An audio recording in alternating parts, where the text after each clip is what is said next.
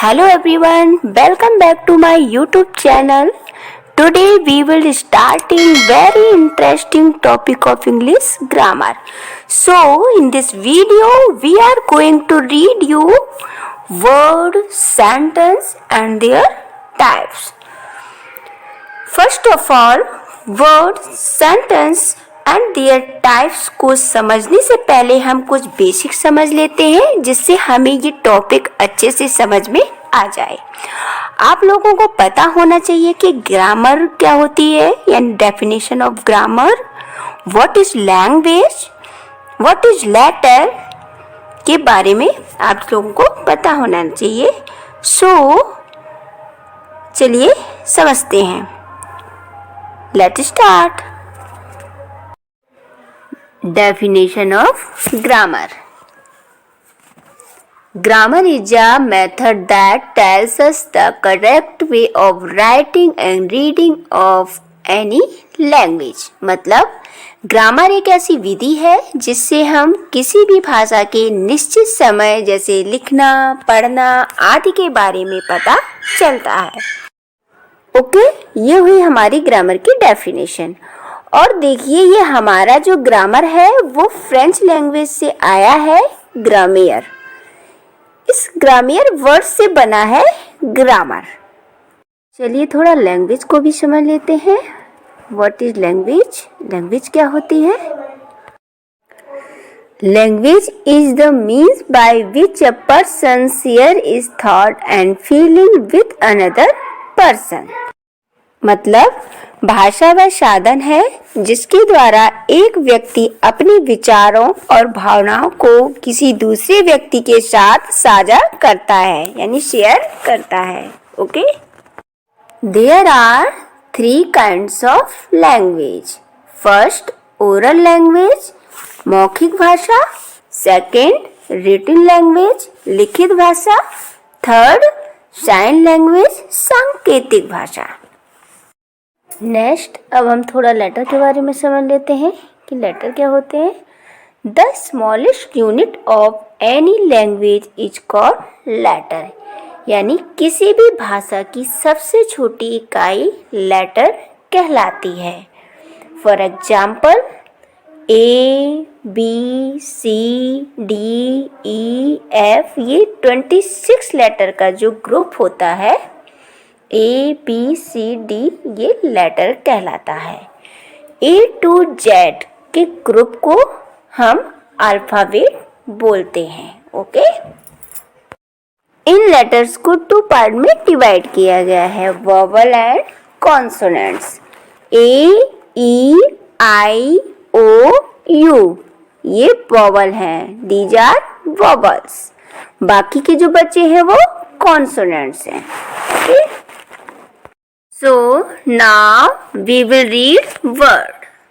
Definition: a group of letters which give us complete meaning is called word.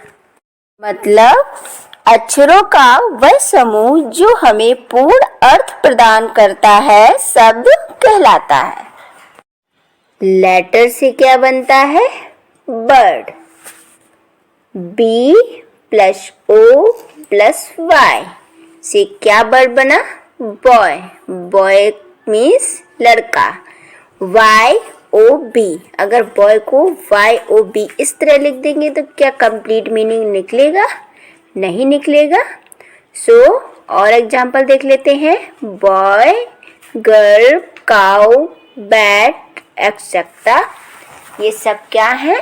Word. किससे बनता है word? Letter से। Okay, अब हम लोग देख लेते हैं सेंटेंस को। What is sentence? A group of meaningful words which makes complete sense is called a sentence. मतलब सार्थक शब्दों का वह समूह जिससे पूरा पूरा अर्थ निकले सेंटेंस कहलाता है। For examples, Ram is a teacher. Second, the sunrise in the east. ये सारे सेंटेंस के एग्जाम्पल है क्योंकि यह शब्दों के समूह है जो कि पूरा पूरा अर्थ प्रदान करते हैं, इसीलिए इन्हें हम लोग सेंटेंस कहेंगे। एक और एग्जाम्पल ले लेते हैं।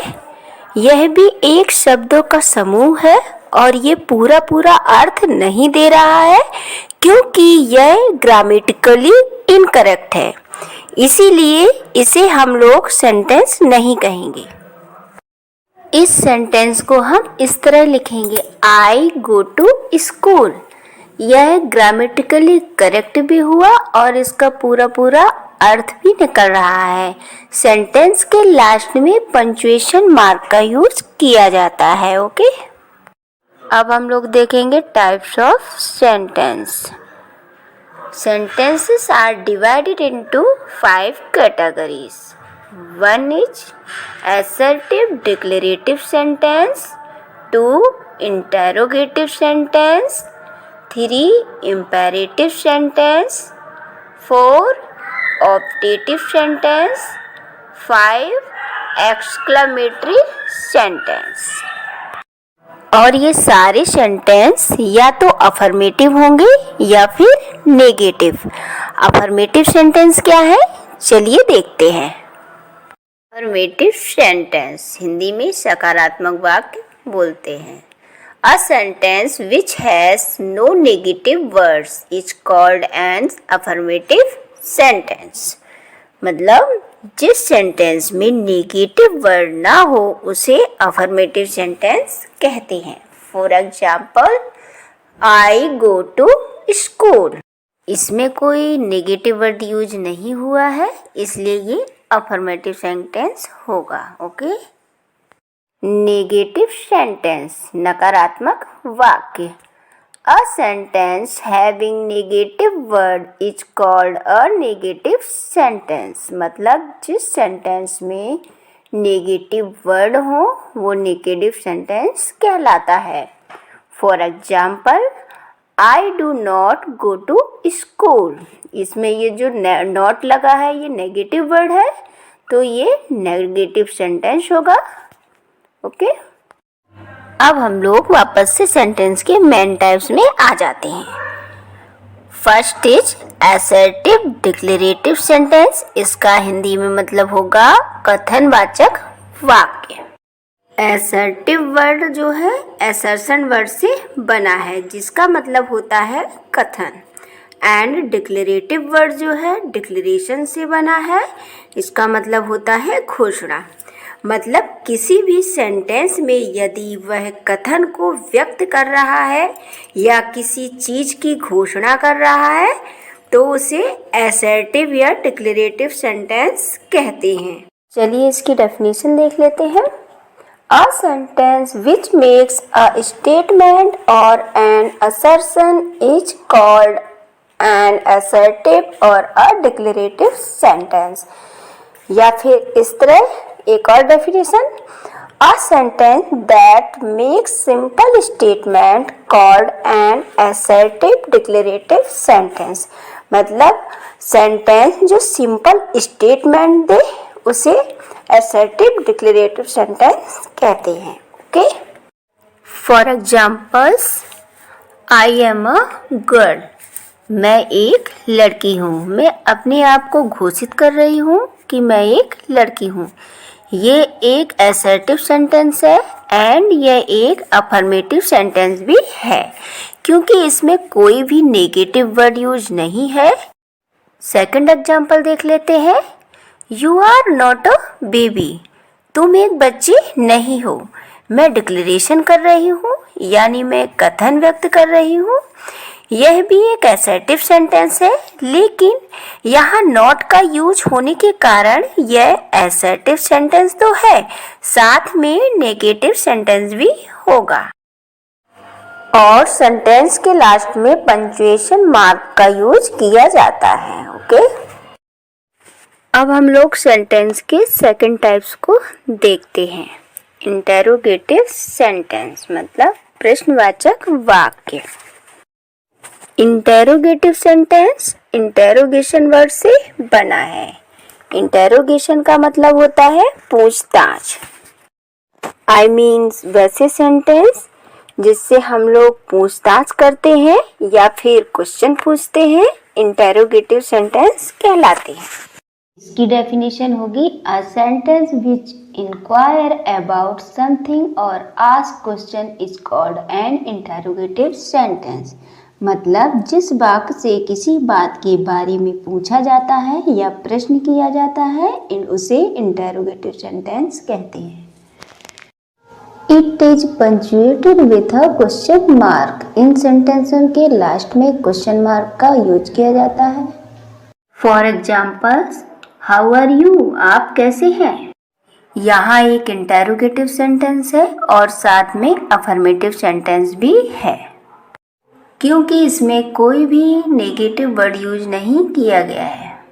एग्जाम्पल देख लेते हैं। वेयर डू यू लिव, आप कहाँ रहते हैं। यह भी इंटरोगेटिव सेंटेंस है और साथ में अफर्मेटिव सेंटेंस भी है। एक और एग्जाम्पल देख लेते हैं। इज ही नॉट गोइंग, क्या वह नहीं जा रहा है। यहाँ हम क्वेश्चन कर रहे हैं। यह एक इंटरोगेटिव सेंटेंस है और साथ में नेगेटिव भी है। नेक्स्ट, इंपेरेटिव सेंटेंस, आदेशात्मक वाक्य। जो भी काम आवश्यक होंगे उनको करवाने के लिए हमें कमांड, रिक्वेस्ट, एडवाइस देना होगा, वे इंपेरेटिव सेंटेंस कहलाते हैं।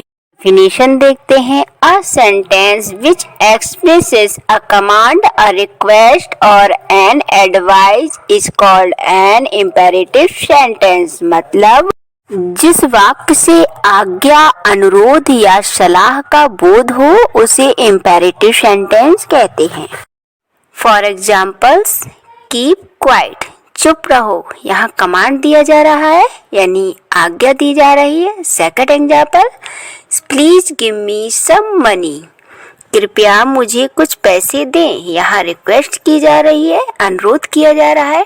Third, take your medicine in time, अपनी दवा समय पर लें, यहाँ पे एडवाइस दिया जा रहा है यानी कि सलाह दी जा रही है। यहाँ पर हमारा इंपेरेटिव सेंटेंस समाप्त होता है। अब हम नेक्स्ट देखेंगे। अब हम लोग चलते हैं सेंटेंस के फोर्थ टाइप्स, ऑप्टेटिव सेंटेंस में।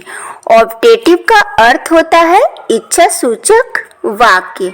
वह सेंटेंस जिससे हम लोग अपनी भावना, इच्छा को व्यक्त करते हैं उन्हें हम लोग ऑप्टेटिव सेंटेंस कहते हैं। इसकी डेफिनेशन को भी हम लोग देख लेते हैं। A sentence which expresses some curse, blessing, wish or prayer is called an optative sentence. मतलब जिस सेंटेंस से किसी श्राप, आशीर्वाद, इच्छा या प्रार्थना का बोध होता है वह ऑप्टेटिव सेंटेंस कहलाता है। For examples, 1 may he die of dengue. इस सेंटेंस में कर्स दिया जा रहा है यानी कि श्राप दिया जा रहा है। सेकंड देखते हैं, मे यू गेट सक्सेस, आपको सफलता मिली, आशीर्वाद दिया जा रहा है, ब्लेसिंग दी जा रही है। नेक्स्ट देखते हैं, मे गॉड सेव हिम, भगवान उसे बचाए, यहाँ पर विश और प्रेयर किया जा रहा है यानी इच्छा और प्रार्थना की जा रही है। कुछ केसेस में मे का प्रयोग नहीं भी हो सकता है। वैसे लगभग सारे ऑप्टेटिव सेंटेंस में मे का प्रयोग होता ही है, लेकिन जैसे हम लोग अगर बोले गॉड सेव हिम या फिर मे गॉड सेव हिम, दोनों का मतलब एक ही है। वहाँ मे अंडरस्टूड होता है, अगर मे नहीं है तो। अब हम लोग आ जाते हैं सेंटेंस के लास्ट टाइप यानी एक्सक्लेमेटरी सेंटेंस में, जिसकी हिंदी होती है विस्मयादि बोधक वाक्य। चलिए देखते हैं एक्सक्लेमेटरी सेंटेंस को। ओके, एक्सक्लेमेशन मीन्स होता है आश्चर्य। मतलब हम लोग किसी चीज पर आश्चर्यचकित हो गए हों, वहां पर एक्सक्लेमेटरी सेंटेंस का प्रयोग करेंगे। इसकी डेफिनेशन को हम लोग देख लेते हैं। A sentence which expresses some sudden feeling or emotion is called an exclamatory sentence. मतलब जिस सेंटेंस से किसी आकस्मिक भाव यानी सडन फीलिंग या इमोशन का बोध हो, एक्सक्लेमेटरी सेंटेंस कहलाता है। It is punctuated with an exclamation mark. Sentence के लास्ट में एक्सक्लेमेशन मार्क का यूज किया जाता है। For examples, 1 what a lovely flower. जैसे हम किसी फ्लावर को देखते हैं और बोलते हैं sudden what a lovely flower. 2 oh you are here. Hey don't use my laptop. यदि मेरा कोई लैपटॉप यूज कर रहा है और हम एकदम से बोलेंगे हे डोंट यूज माई लैपटॉप, ये हमारी सडन फीलिंग हुई। इसी तरह इस तरह के जो सेंटेंस होते हैं वो एक्सक्लेमेटरी सेंटेंस कहलाते हैं। यहाँ पर हमारा ये टॉपिक समाप्त होता है। आई होप आपको ये वीडियो पसंद आया हो। अगर ये वीडियो आपको पसंद आया हो तो please like, subscribe and share. Thank you for watching my video.